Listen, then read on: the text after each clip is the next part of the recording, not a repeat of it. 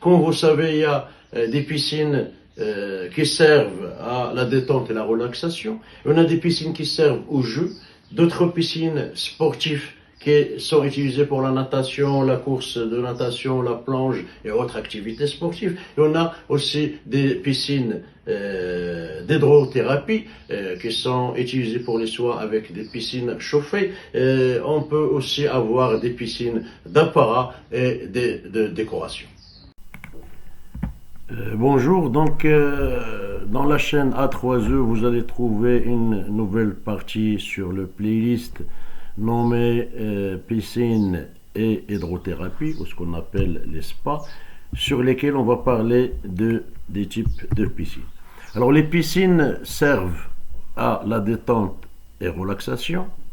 Elles servent aussi pour le jeu, les aquaparks. Elles servent pour le sport, la natation, la course, plongée, aquagym, water polo. D'autres piscines qui servent à l'hydrothérapie, la balnéothérapie, la thalassothérapie par exemple, et autres, et aussi d'autres piscines qui servent à l'apparat et la décoration.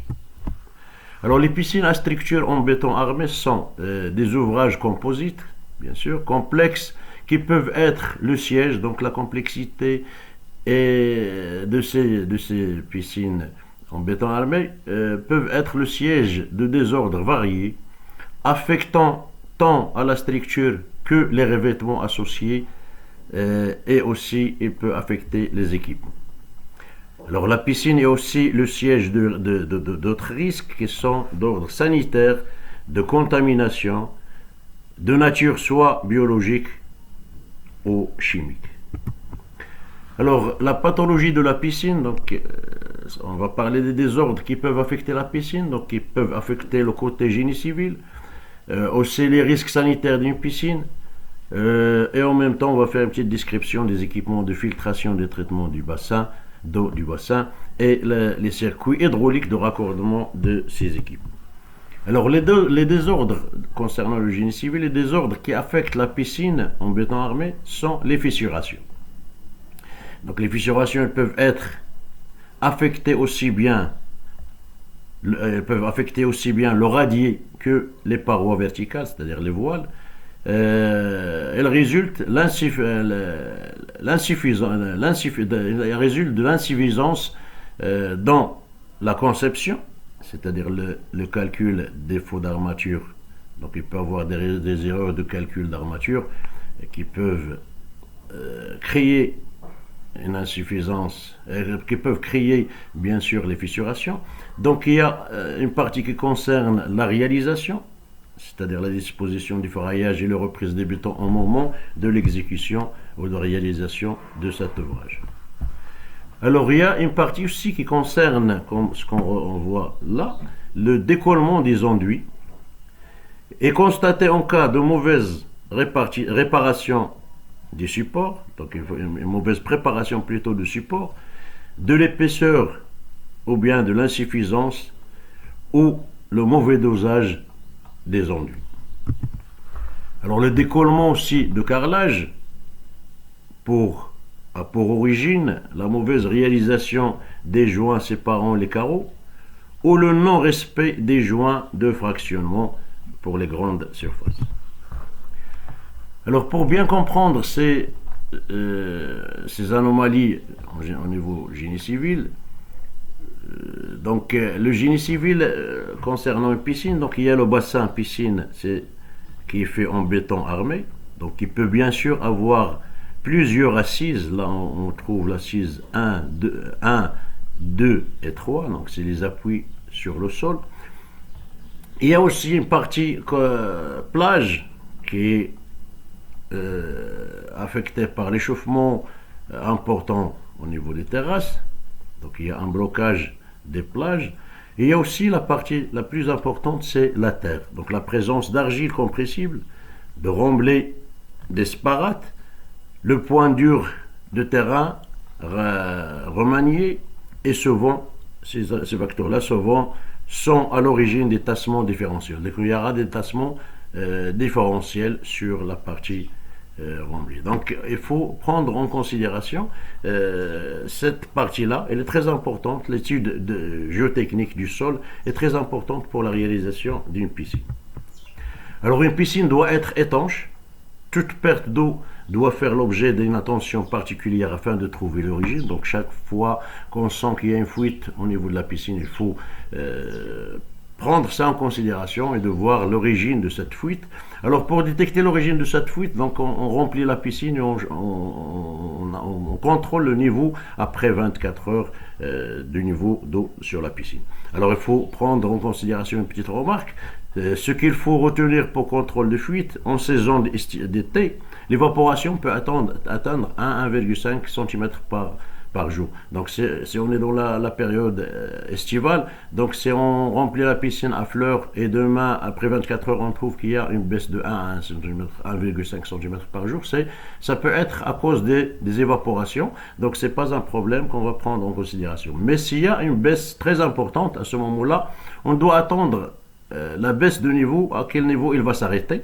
Donc quand il s'arrête, le niveau devient un niveau fixe. À ce moment-là, on sait que au-delà de ce niveau, il y a une fuite quelque part, donc on peut chercher là où il y a la fuite. Alors les désordres qui affectent le béton armé se traduisent par l'apparition. Donc ces fuites-là, elles peuvent apparaître à cause des désordres qui affectent le béton armé. Elles peuvent se traduire, donc les fissures, elles peuvent se traduire par des fissures superficielles et discrètes sans entraîner des pertes d'eau importantes, remarquables.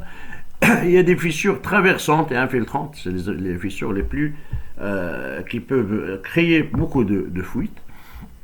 Alors on prend sur l'image là le cas de fissures superficielles, donc comme ce type-là, c'est des superficielles. Celles-ci doivent être mises en observation pour être sûr qu'il n'y a pas d'infiltration à ce niveau-là.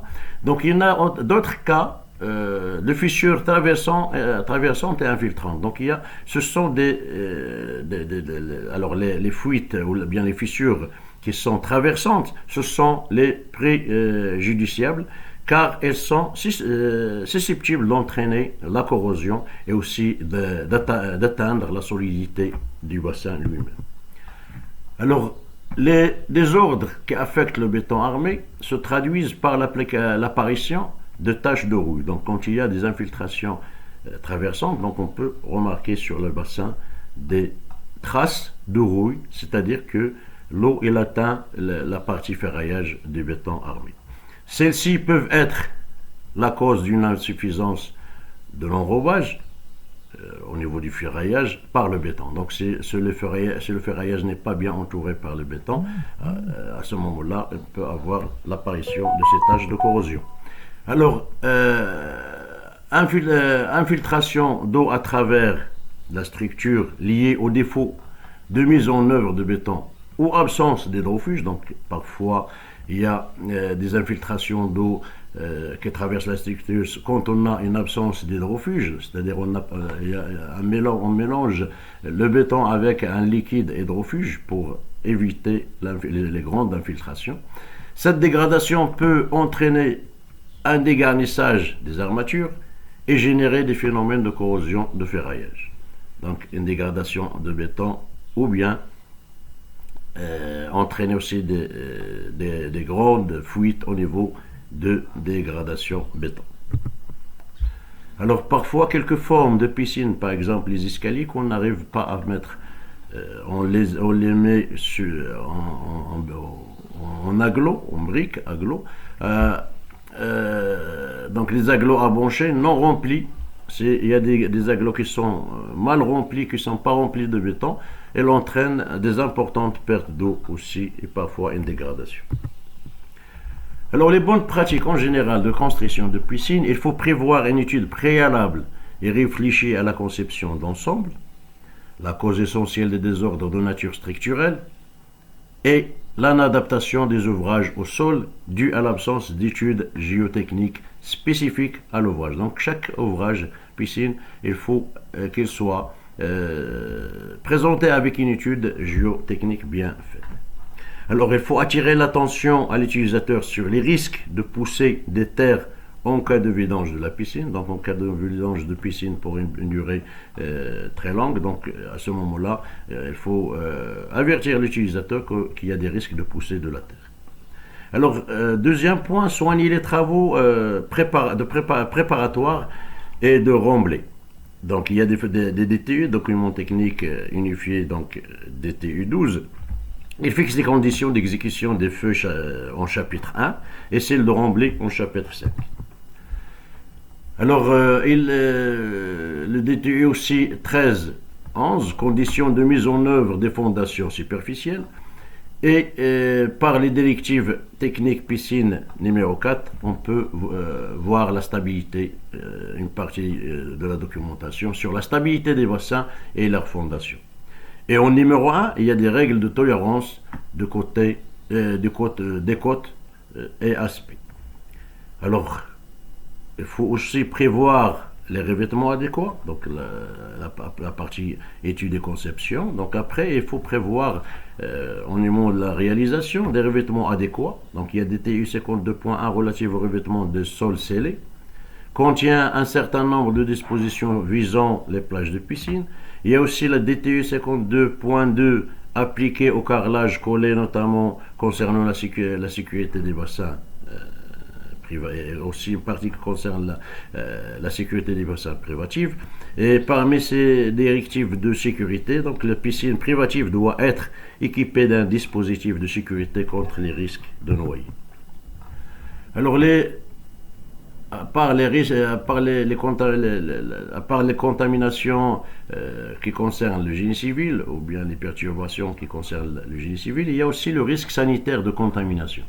Les principes sources donc pour les risques de contamination, les risques sanitaires, il y a la source de la contamination, c'est les baigneurs eux-mêmes, leurs cheveux, la peau, les sécrétions, les non-baigneurs qui passent à travers les plages à pieds nus ou avec des chaussures qui peuvent aussi apporter des contaminations.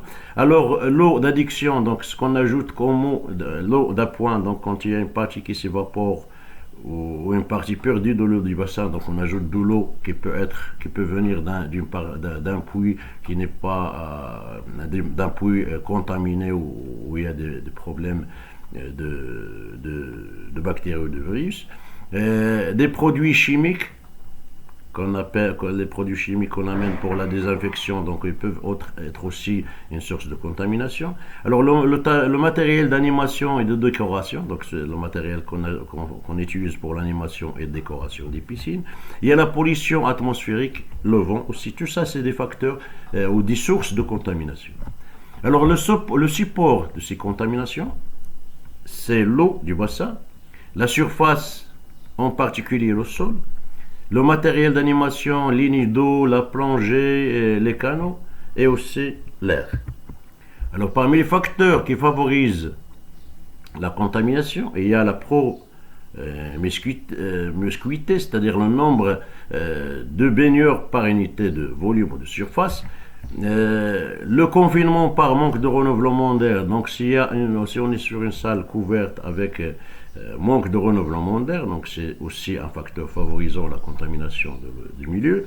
L'atmosphère tiède et humide, là il faut faire attention pour les piscines couvertes. Quand on a une atmosphère autour du bassin qui est tiède et humide, ça risque d'être un facteur favorisant la contamination. Donc c'est pour cela qu'on utilise en cas de piscine couverte la déshumidification de la salle de piscine.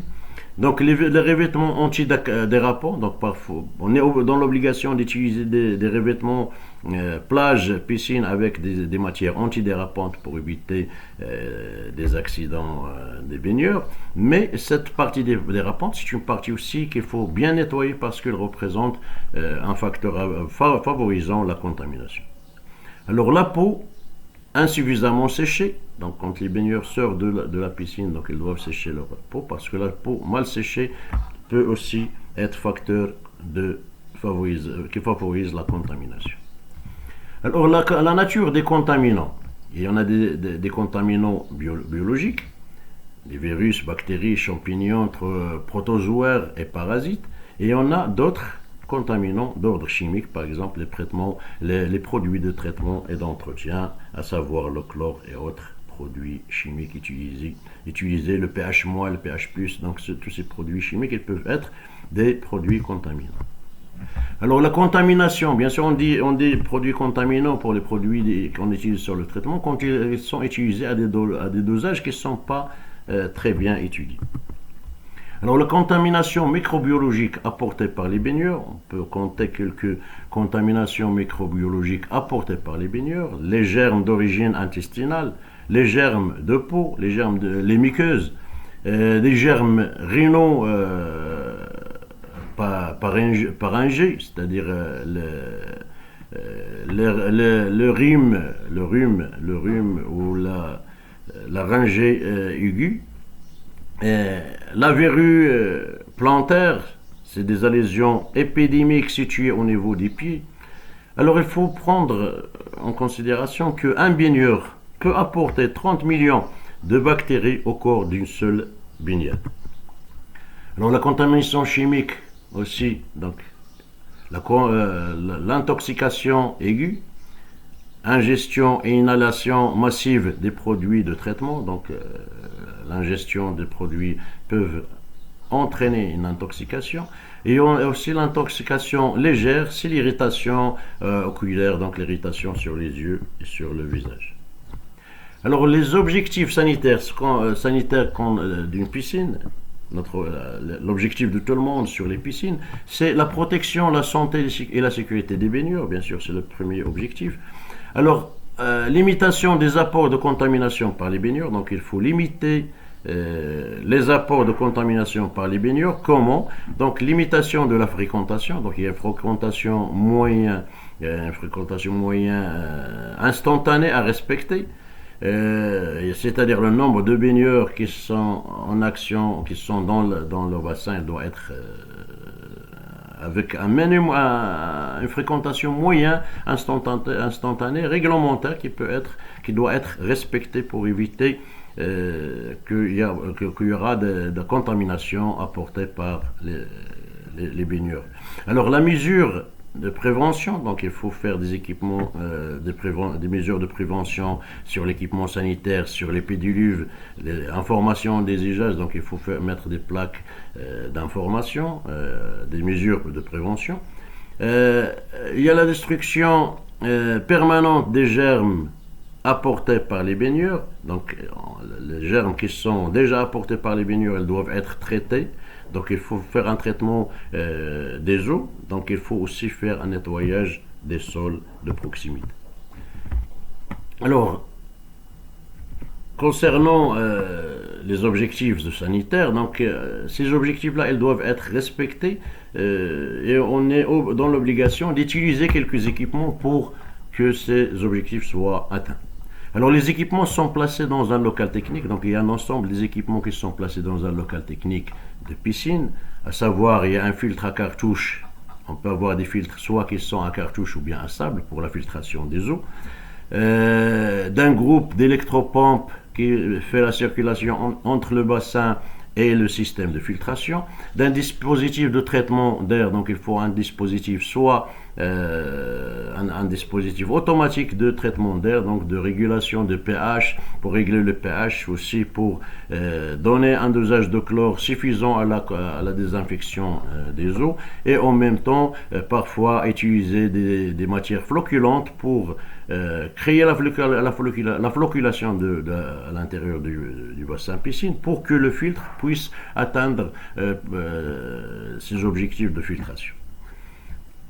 Donc, il y a une vanne multivoie sur chaque filtre. On peut avoir des vannes multivoies pour assurer la sélection des fonctionnements. Alors, sur les filtres, il y a sur le local filtration, donc la partie filtre, en tête de filtre, on trouve une vanne avec 6 positions qu'on va voir tout à l'heure. Alors, les pertes d'eau dans un local technique sont visibles car elles se produisent très souvent au niveau du raccord visé. Donc, dans un local technique, donc les fuites d'eau, si on peut les voir directement parce qu'elles se produisent au niveau des raccords. Alors, les équipements qu'on peut trouver dans le local technique, donc on trouve des filtres à sable, par exemple. exemple là, avec là c'est la vanne multivoie, donc cette vanne elle a 6 positions, donc la position de filtration, position vidange, il y a aussi une position pour le lavage du filtre, une position pour le rinçage du filtre, une position de recirculation et une position de repos. Là, on peut avoir des groupes, sur le local technique, on trouve des groupes électro-pompes, donc avec un pré-filtre et une pompe qui fait circuler l'eau. Quelques piscines avec des skimmers. Donc les skimmers, c'est pour les piscines qui sont qui débordent pas sur la surface. Donc c'est des piscines qu'on appelle piscines skimmer. Donc le niveau d'eau sur le skimmer, il est à la moitié de ce skimmer. C'est là où les impuretés entrent pour passer à l'intérieur des filtres, pour qu'ils soient aussi après refoulés par des bouches de refoulement. Il y a aussi une partie qu'on peut trouver dans le bassin, c'est une petite partie qu'on appelle la prise balai. C'est une prise qui communique entre le bassin piscine et le local technique. Là, on peut raccorder un aspirateur pour le nettoyage de piscine. Alors, les circuits hydrauliques qui relient bien sûr le bassin piscine et les équipements du local technique est constitué de canalisation en PVC, donc polychlorure de vinyle.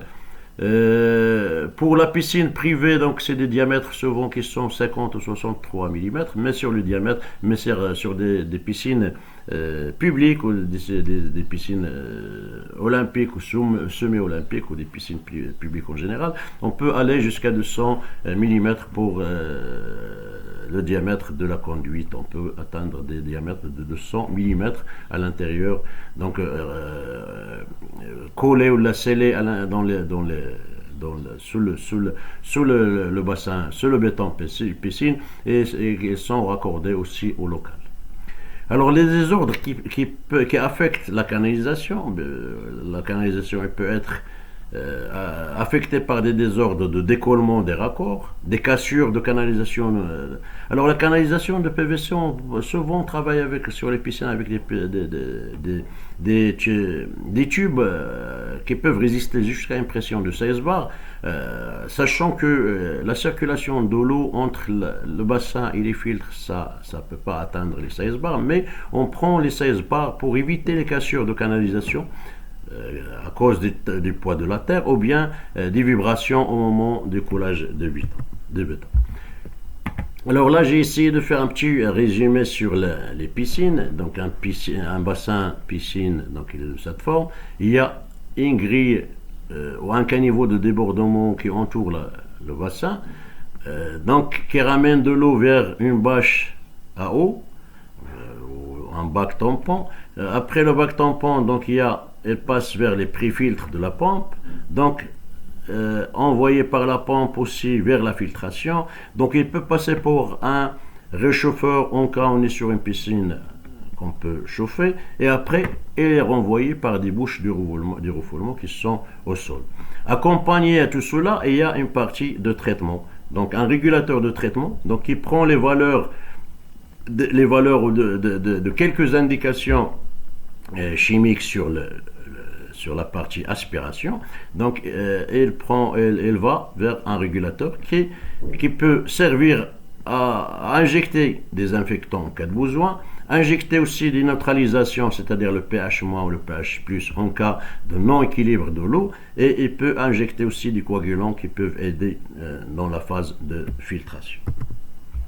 Alors les circuits hydrauliques, donc on peut trouver deux types de piscines, donc soit des piscines à débordement sur lesquelles il y a un caniveau qui entoure la piscine.